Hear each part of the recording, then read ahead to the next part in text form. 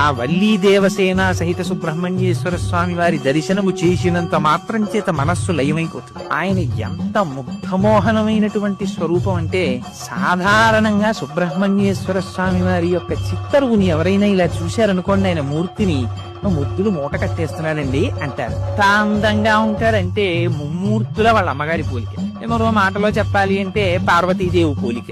అంత అందంగా ఉంటాడైనా మహానుభావుడు ఆ విభూతి రేఖలు పెట్టుకుని, ఆ కుంకుమ పెట్టుకుని, ఆ చేతిలో శక్తి శూలాన్ని పట్టుకుని నిలబడితే అయితే అనేకమైనటువంటి దేవతాంశములు జన్మించాయి. కానీ వీటికి లేనటువంటి చిత్రం అంతా సుబ్రహ్మణ్యేశ్వర స్వామి వారి అవతారం దగ్గర వచ్చింది. ఎందుచేత అంటే, మీరు ఏ గ్రంథం తీసుకోండి, పవిత్ర గ్రంథం శ్రీమద్ రామాయణం తీసుకోండి, బాలకాండలో సుబ్రహ్మణ్యేశ్వర స్వామి వారి అవతారం చెప్తారు. భారతం తీసుకోండి, సుబ్రహ్మణ్యేశ్వర స్వామి వారి గురించి చెప్తారు. వామన పురాణం తీసుకోండి, సుబ్రహ్మణ్యేశ్వర స్వామి వారి గురించి చెప్తారు. స్కాంద పురాణం కేవలం సుబ్రహ్మణ్యేశ్వర స్వామి వారి పేరు మీద వచ్చింది.